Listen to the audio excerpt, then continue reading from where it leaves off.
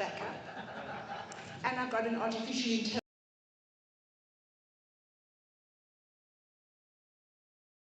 I was meant to say and what I was not meant to say. So yes, of course, this is going to be a bit of a different panel. And I remember meeting Neville in Dubai. The agency he worked for at that point in time had won an award.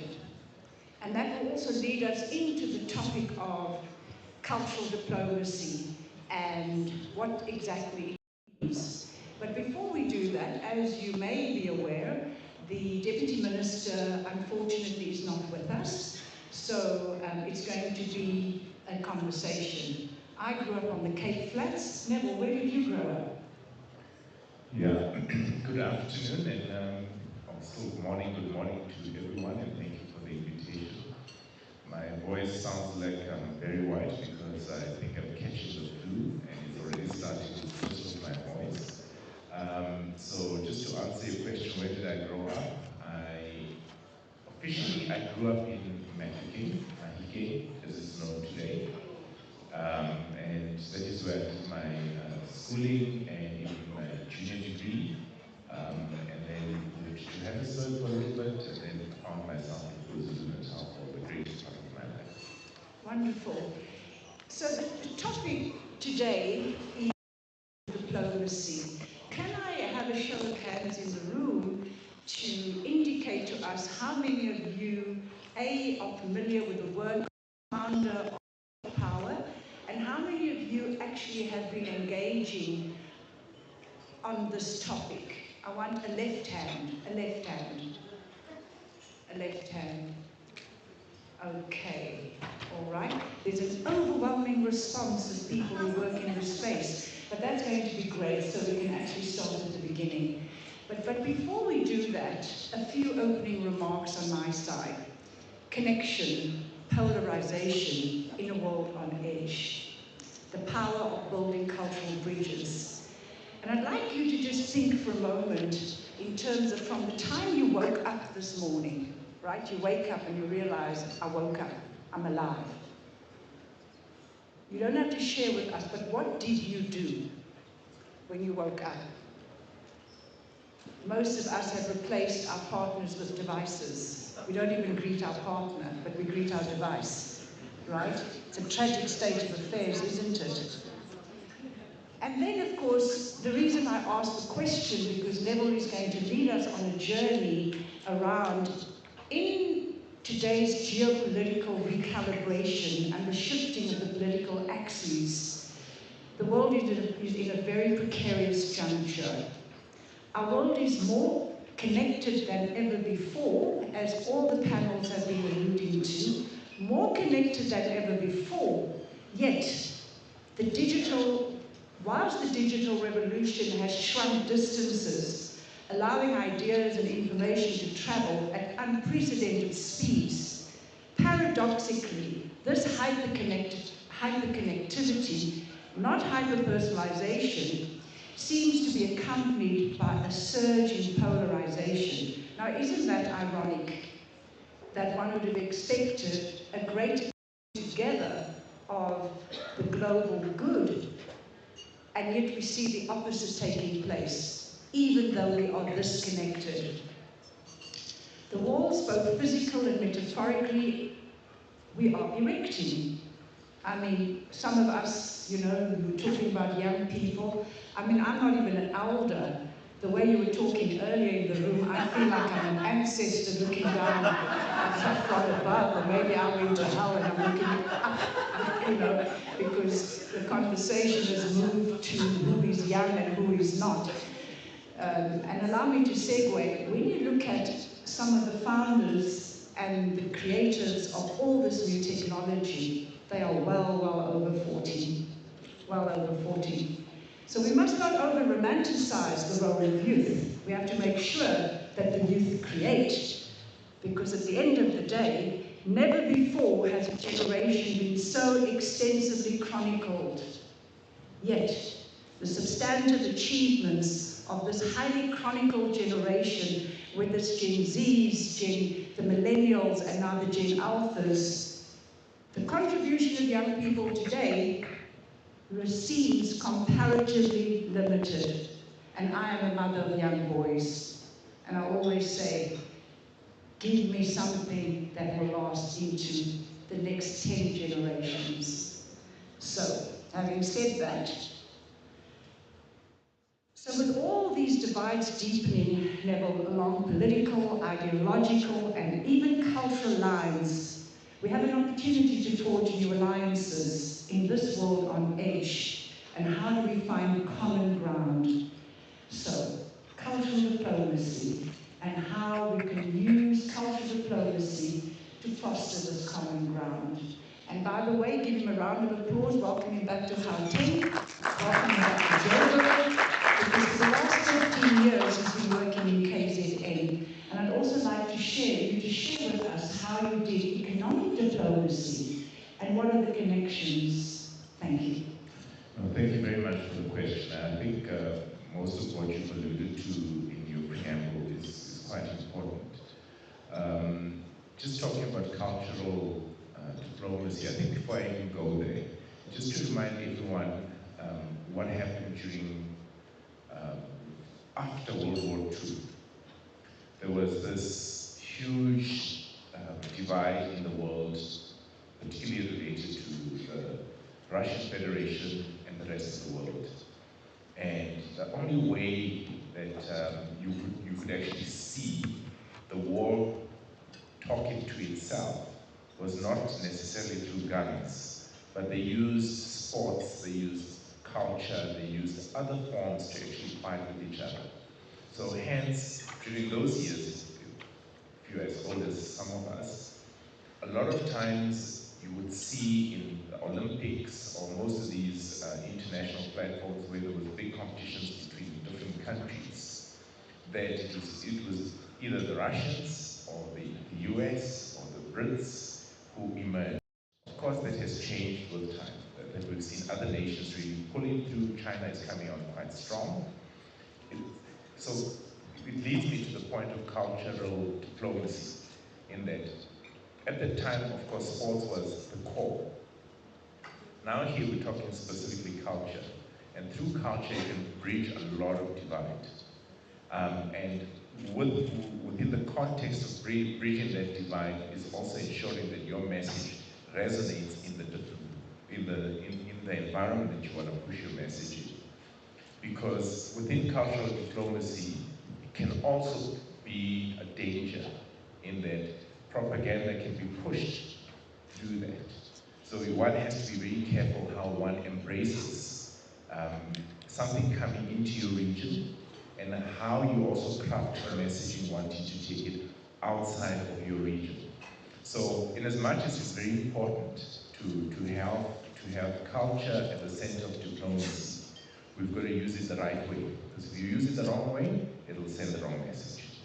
You know, it's very interesting, this idea of the right way, because I'm reminded of Gracia Maloney, the Italian politician who goes out and says, I'm a Christian, I'm a Democrat, I'm a mother, I'm a Catholic. And yet, if you look at the right wing in Italy today, she's part of the right wing movement. So talk a little bit to us about when you talk about the right way, what exactly do you mean? Because my ethics and your ethics, my morality and your morality could be quite different. And in a world where we say, let's do away with DEI, so what is the right way?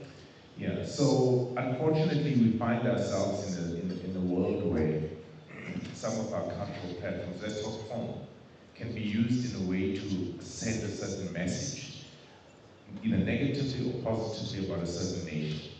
So, for example, a lot of the content that we see related to, for example, the Middle East, particularly the Muslim community, the Arab nations, tend to create the impression that as soon as you see a specific individual, you must have a certain bias.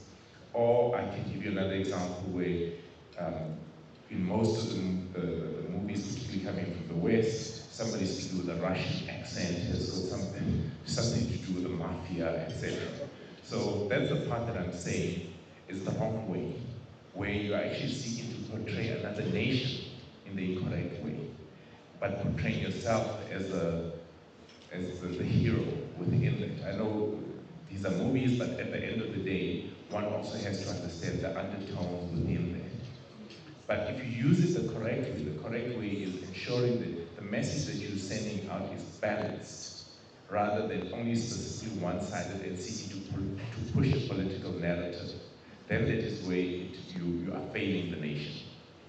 So in your role as the newly appointed, newly minted CEO of Brand SA, you know, we've got Brand SA, we've got Made in South Africa, we've got Proudly SA, and then you've got the government instruments.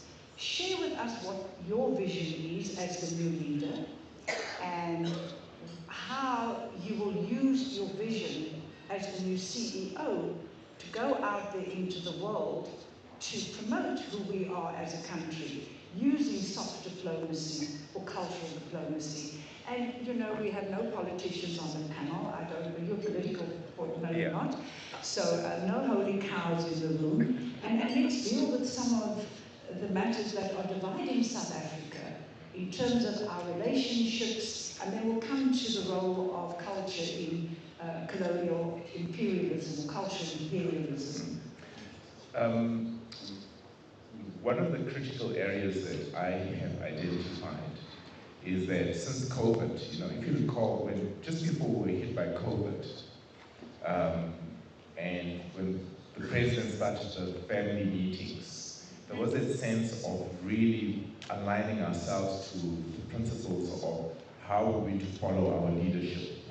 And you would have seen a sense of unity also within government.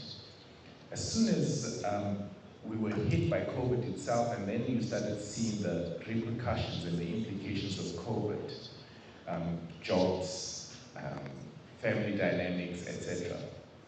All those created a new problem for us, which I don't believe that we've truly recovered from. So, and one of those problems has really created a sense of saying, us as South Africans, how do we ensure that we continue to become relevant even within our own country?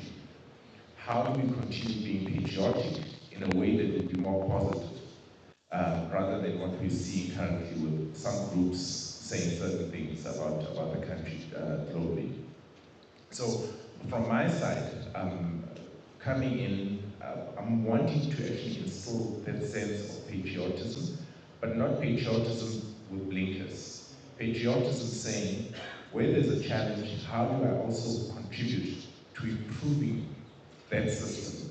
Or how do I hold others accountable to make sure that what they seek to deliver on actually deliver on that? So that's very, very critical. When you go into certain destinations and certain markets, you see how, in as much as there's a lot of adversity within their markets and their regions, that they're still very proud of their own flag. They're still very, very proud of even flying the flag or keeping it on their shoulders. So that's one thing that we need to embrace as South Africans, to ensure that we don't only fly the flag when the rugby game is on, or when Bafana Bafana makes it into the next round, and we start praying that they make it to the next round.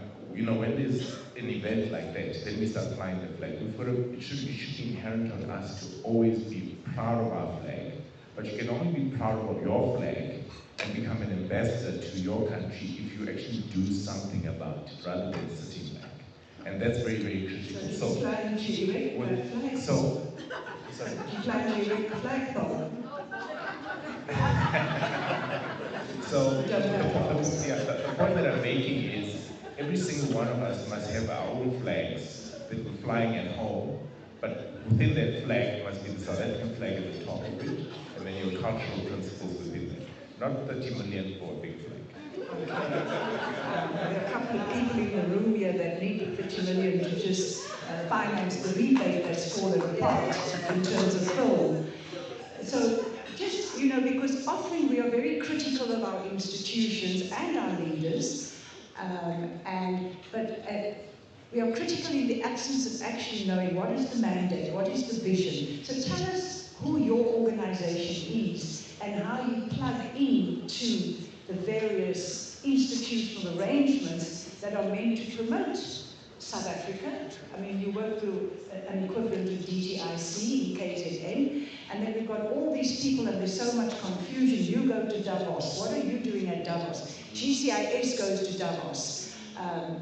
You know, help us understand the multiplicity, and I guess maybe the lack of integration, but maybe us on the outside, we don't see what you do. So take us on this journey. So Brand South Africa is the official marketing agency for the country, South Africa. So we are you heard that. Not SA Tourism, Brand SA. Continue. Yes. So tourism focuses on the sector tourism and making sure that tourists come. They're also a destination marketing agency, but they focus mostly on making sure that the hotels are full, the aircrafts, there's bums on seats. Ours is really to ensure that we work across the board, not only on the tourism sector, the trade, the investment, the social issues. That's why we're here, we're supporting Creative Cnergy, because it's a sector that is so important in terms of driving the messaging across the line in terms of how South Africa is, and this is a very important sector for us as well. So we work across the sectors in ensuring that the types of messages that go out are positive in terms of South Africa. You would have seen daily, and all you need to do is actually listen to the news. The news will tell you all the bad stories. But South Africa is not there. And that is where we come in to actually market and promote the good that is in South Africa to the global world. I've traveled through my lifetime, obviously with the work that I do, and have seen so many destinations, and there's no place like South Africa. And that is the message that the world needs to know and understand. So if you will be, just to explain now the differences, Proudly South Africa, and my colleague is here, and I think we can raise your hand, colleague. Happy is here. I think she just stepped out, and I think the CEO is going to be speaking shortly as well. They specifically deal with products, so they support the Proudly South African product to make sure that we encourage companies to produce products locally, and then other agencies, of course, will have their own mandates. The Department of Trade, Industry and Competition will obviously focus on the incentives as well as support for businesses, Department of Small Business, so all those, I'm not going to tell you about every single department, but in essence, that is the distinct difference between ourselves and them. But we collaborate. Why are we in Davos?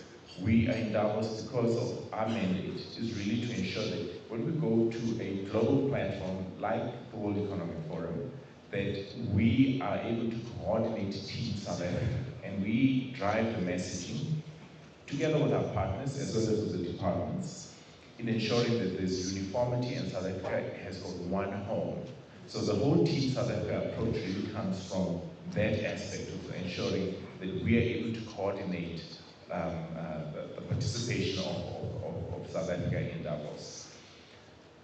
We also support programs either where the President is leading delegations in specific markets to ensure that from a branding and a positioning perspective, we are in the market early to ensure we get economic data that can come back, feed it back home, ensure that the private sector that participate are well aware of the dynamics in that market, etc. So it's a whole lot of activities that we're involved in. So as Brand South Africa, we've got within our mandate 2 platforms. One, the domestic market, which occupies about 30% of our time and resources in terms of marketing the country domestically, because we believe that the ambassadorship starts at home. You can't just talk ambassadorship just globally. And then 30% of our work 70% of our work then would then be international. Where are the gaps and why are there gaps? And talk to us a little bit more specifically, because I talked about connectivity and polarization and the world that is on edge. And I think as a country we made the right decision in terms of some of our positions globally, especially in relation to one of the biggest crises in the world, the genocide in Gaza, which has caused us to become a thorn in the side of maybe, the world's most powerful nation. Let's see how that pans out. And then a few other issues. So how do you, if you take a position like South Africa's policy position, not just in the criminal justice court, but our very strong position around DEI, diversity, inclusion, and equity, and black economic empowerment, etc. I don't know about the people in the room, but you know, where do we see the evidence of the work you do, and what are the messages? How, for instance, are you grappling as Brand SA with the fallout between the US and South Africa, our relationship with BRICS Plus? You know, you're in a room here of people who are committed to the South African narrative, and we actively curate it in the creative sector. And yet, I don't know about you in the room, are you familiar with, say, your unifying message, the pillars, and how all the messages will converge with a Make South Africa Great Again? South Africa is great. South Africa is great. Greater. I wouldn't want to start competing with Donald Trump. So the issue really between, so let me deal with the elephant in the room. South Africa's relations with the US, right?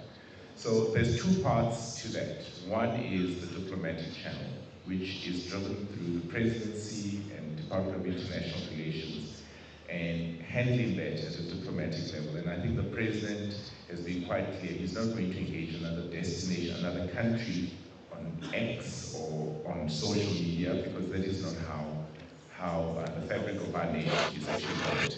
So he will follow the diplomatic channels to ensure that he engages with the US.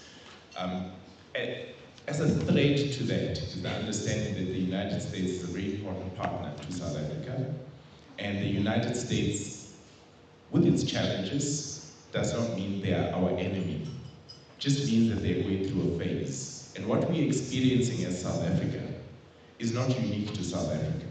And you would have seen in the last few days, President Trump had a long list of countries that he was putting tariffs against, etc. And even now I saw China has retaliated. So that now becomes the trade war.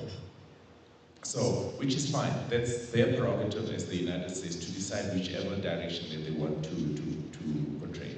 As Brand South Africa, where we come in, we are focused on three areas. One is how we ensure that we continue to reinforce the message about South Africa being open to do business, South Africa being a safe country, and dispelling the myths and the untruths that are currently being toyed around in the US. Because at the moment, if you don't have a first right to response, then people will continue echoing the message on your behalf.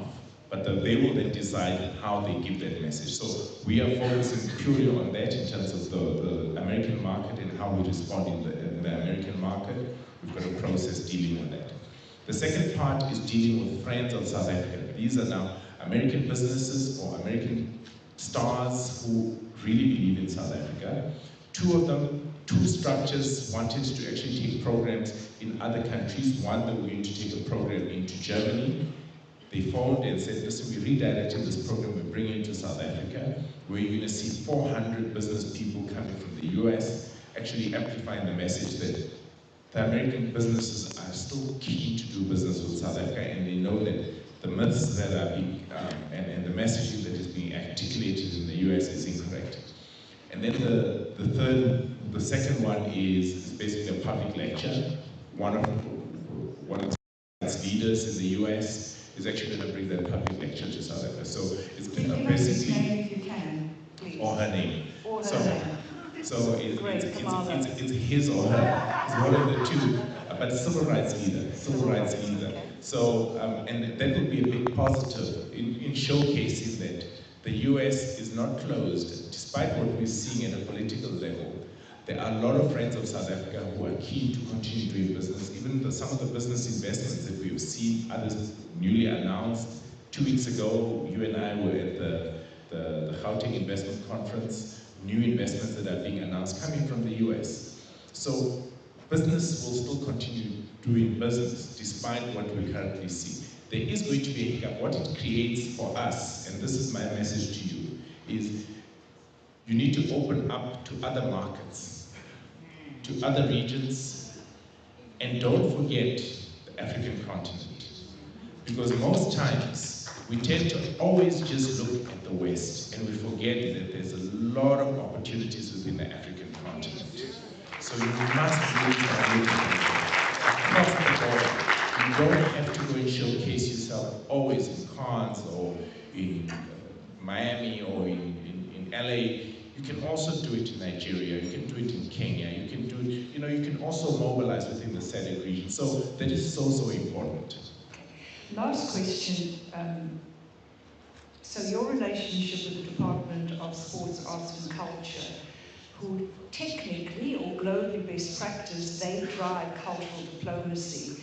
And the French, for those of you in the room, you've got Alliance Francaise, the Italians, you've got Dante Alighieri. We don't have a presence of the Confucius Institute in South Africa. We do. The Koreans have built a beautiful cultural center, the South Koreans in Pretoria.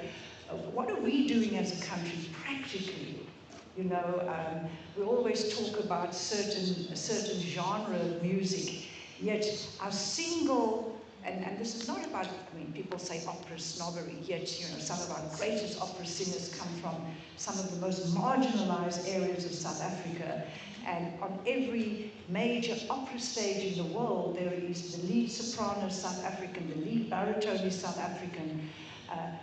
What should we be doing to spread the message around our multicultural diversity historically that comes back to the days of, the great foundations in South Africa? We don't even promote Oliver Tobias's work or Professor Tobias's work in paleontology. So culture is not only music, it's multifaceted. And what instruments do we use globally?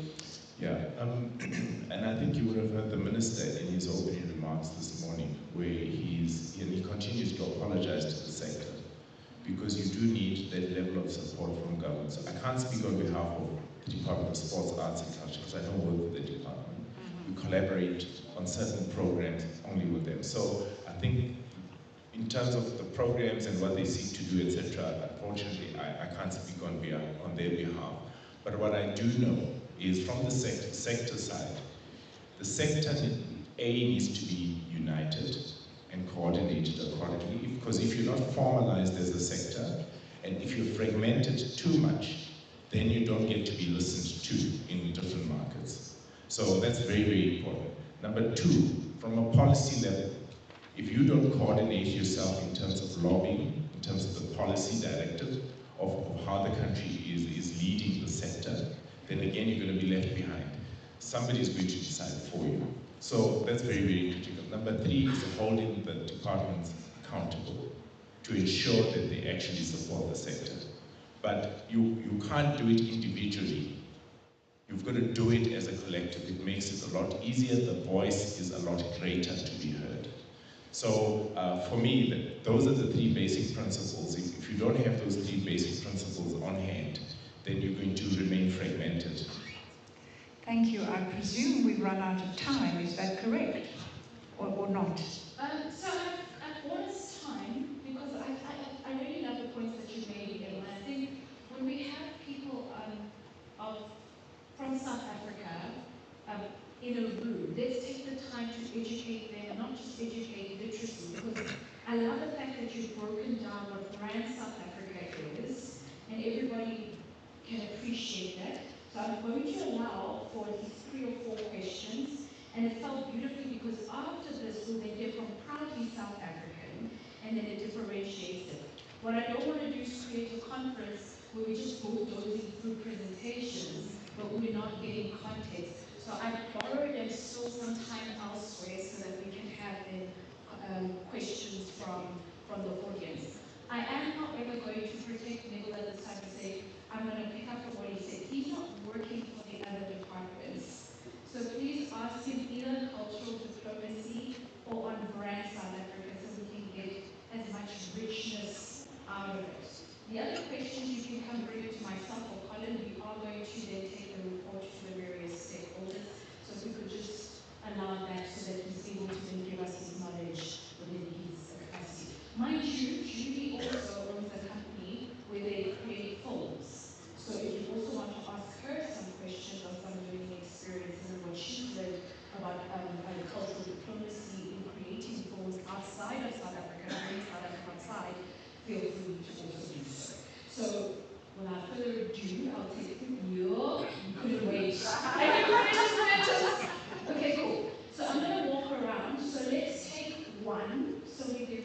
So while Tammy is collecting the questions, we need to be very clear in our minds around the power of soft power, how you formulate a strategy as a country in terms of soft power. And we don't like to talk about anything soft because soft is often feminine and all the rest of it, and maybe that's a good idea. But because we as a sector, the creative sector, are often thought of not even as part of the main course, we don't even come in as a starter or a dessert. At the end of all of these amazing events, they'll talk about, oh, what are we going to do about entertainment? And then we are delegated to a space that does not appreciate the power of the sector in economic terms, but over and above that, around the consciousness and the psyche of what makes you a nation.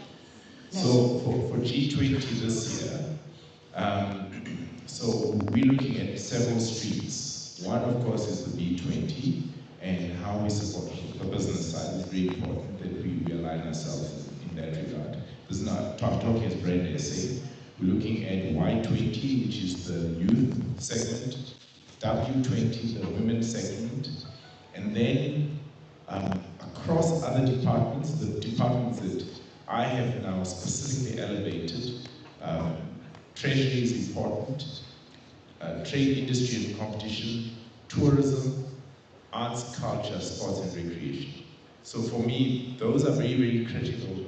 If I don't elevate those, I'm going to find myself all over the show because we get a lot of requests as brand SA, and I also need to make it clear we're not a bank. We want to collaborate to support sectors, but we're not a bank. We don't fund individuals. We don't fund everything willy-nilly because we're not a bank. But we look at strategic partnerships in specific markets to address a specific issue. So I just want to repeat that. Brand SA is not a bank. We don't fund individuals. We don't fund. So please make sure that when you ask me a question, don't ask me what are you going to fund me for X. But if you're talking about a sector, formalized, I'm happy to have a discussion with you with respect to that. Thank you so much. I was just using my diplomacy antenna, making sure that we also give you a chance to people who haven't had an opportunity to ask. That's why I had to do that. Otherwise, then we don't get to out in the time when everybody wants to engage. So we've identified 5 of you. I literally need your question to be succinct. If it's not, I'm going to interject because we do want to give everybody an opportunity. So over to you. Actually, he's already answered some of my questions. What I wanted to ask is that the creative sector is the most powerful platform to use in terms of selling the country or selling brand SA. How do we use brand SA as a strategic partner to DSEC, DTI, to invest sustainably, continuously into the industry? Thank you. Are you okay if I take 2, 2, 3? Do you want your pen? Take a group. Yeah, I forgot to take a pen, but Okay, let's take one.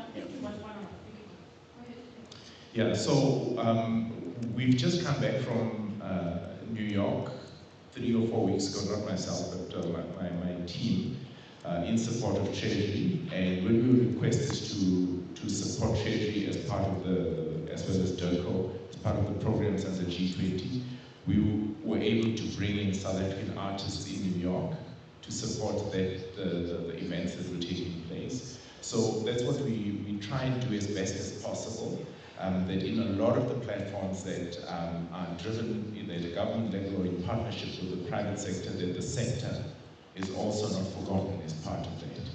The only part that is missing is ensuring that the voice of the sector tends to resonate and influence the program. So I think that's the next step. So one thing at a time. For us, that is how that's how we're trying to do it as much as possible, so that the sector is, as I'm saying, not forgotten. The cultural element of South Africa is also communicated in those markets, whether it's singing or dancing or even showing a short movie clip. etc. within those markets. So that's how we try and do it, but I'm sure we can do more. Thank you. Let's go to the second question.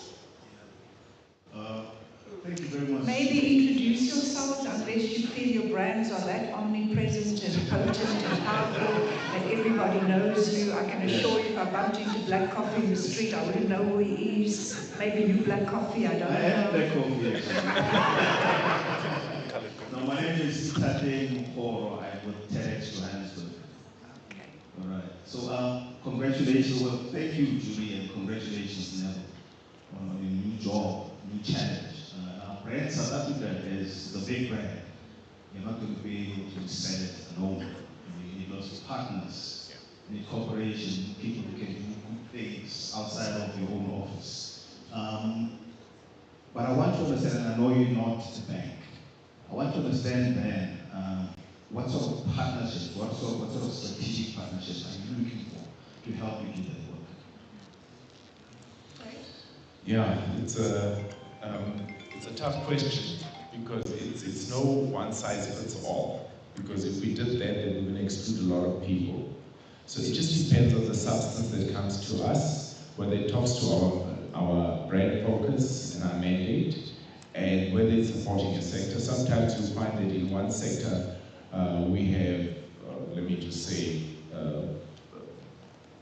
water distributors, and then you have 10 of them approaching us for 10 different platforms. We have to now decide which one we choose, and we find that we end up stretching the rand a little bit too much. So where we have 10 rand, then we end up putting 1 rand, 1 rand, 1 rand, 1 rand, so that all 10 can benefit. But in the long run, when you think about it, it's not that progressive. You'd rather ensure that you say, okay, we'll do 2 rand 50, 2 rand 50, and then 1 rand, 1 rand, 1 rand, 1 rand. I know not 10 people will benefit, but the impact is greater with the 2 rand 50 and 2 rand 50, if you understand what I'm saying. So I'm trying to simplify to say to you, it's not one size fits all. So we may be present here today, and there's something happening next week and you don't see us. Don't criticize us for not being there, because we have to also look at how much we've got and how we're able to partner. So for us, it has to focus, for example, this year, I mean, the gold mine is G20, guys. But please don't label everything G20, J, and then, apologies, just switch this off. But it's got to make sure that it ties in also with the sector, who you're representing, and the impact of what you're seeking to do. Fantastic. Let's go to the third question. Hi everyone, my name is Mara Tukau, and I'd like to actually build on what the two previous speakers spoke of, which is that one of the things that's most powerful about American films and series is that you always see that American flag outside every home. There's something that seeps into the psyche of the Americans. You spoke about World War II and how the media was used afterwards. American cinema always uses their planes to be on top all the time. The Japanese planes are always at the bottom. Why am I saying all of this? I'm saying that there is, I feel, a missing cohesive narrative about what is South Africa. And I'm not saying that there's one thing. Perhaps our diversity is our story. And this fragmentation, whether in strategy or financing, is part of the challenges, I suppose, something as powerful as brand has got to face. So I think one of the things that we as a sector can perhaps bring to this is this idea of like, what is the story that we're telling beyond our own individual needs? Because branders say, through media, through television, through the films that we tell, can go beyond the trinkets and dancing and, you know, cultural, la la la. You know, we can do more. Cultural, la la la. I love that. I think there was more. Yeah, I love the comment, and look, I agree 100% with your sentiments. And the more we diversify, the more we become more creative. And I think this morning I had an interview on, I had 2 interviews this morning. One of them was on Channel 403, what did they call it? 403, Newsroom Africa, sorry, my apologies. I was on Newsroom Africa this morning, and one of the questions, because we've just done a State of the Nation brand survey, where we actually surveyed the South Africans, and one of the common threads that has come out quite strong, when you look at the past few years, how South Africans identify themselves, and 53% say, at first we identify ourselves as South African. Newsroom said to me, by the way, we also did a poll before we interviewed you. So we wanted to check where you're standing with this.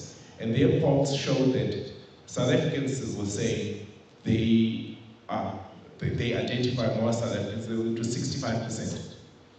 So it gets to show how that sense of optimism is there within the country, and we can do more with it. I think we need to be creative, let's unpack it and see how we continue our message, because for us, this sector is so important. It helps us echo the messages without us having to work too hard at it, including sports. You know, so... No, we don't want to go to sport. Let's leave sport aside if we're talking arts and culture. But is it time up? So let's do the last two questions. Yeah, just the last two, but we need to wrap up. Keep it as quick as possible so we can give probably essays and time. Thank you very much. My name is Dimitri Martinez. Neville, thank you for bringing up the question of coordination within the sector. And yes, we've made quite a lot of progress. There's organizations such as SASFED, Creative Cnergy has now been established, so it is happening. What about from the side of government, where we're seeing, for example, we have a cultural industries strategy, we've got a digital economy strategy, we're not seeing the whole of government approach. And is Brand SA, for example, able to assist in getting that kind of synergy going and sort of policy coherence and regulatory certainty that helps to bring that focus in government? And very quickly, Judy, more from co-production treaties. We really have one. Okay. Yeah. So, all right. Thank you. So I'd be happy to help. I'd be happy to form part of that. As I said, I don't take decisions on their behalf, but where I'm able to pull them together, I mean, I used to do it with Natal, where government departments, they love working in silos. So does the sector, by the way. But if we're able to pull government into one room, key decision makers, and the same within the sector, you're able to pull all the decision makers together into one room, and then we agree on the process to have almost like we had I come from the investment attraction side, where we had a one-stop shop approach. I'm happy to do that.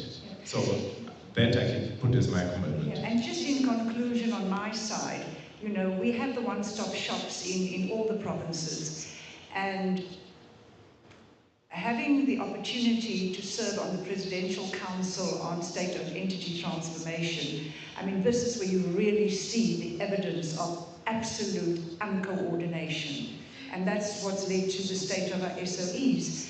But the power of human connection can never be undervalued nor underestimated. And when we talk about a world being polarized, we as South Africans are being polarized.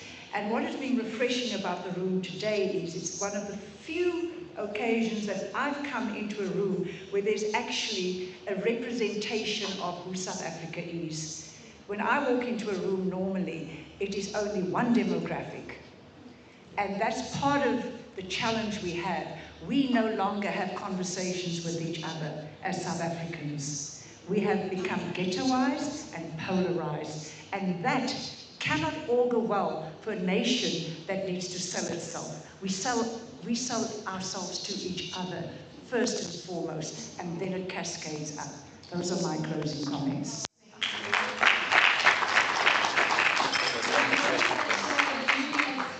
I have to honor that last question to Neville. I have to value my word.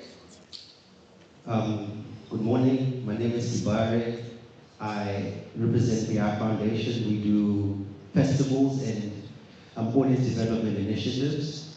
The question I had for you, Neville, is you mentioned that you have a 70%, your budget is 70-30, where 70 is international and 30 is local. And I agree with you that South Africa is one of the best countries, if not the best country in the world. But a lot of South Africans don't seem to know that. So how can us or you, is that 30% enough for the local, for you doing the local brand SA work, is that enough, or should you maybe increase it and maybe make South Africa more proud of our country and be able to be brand ambassadors and make your job a little bit easier? Should you maybe adjust that 70-30 and make it a little bit more, maybe 60-40? That's just my question.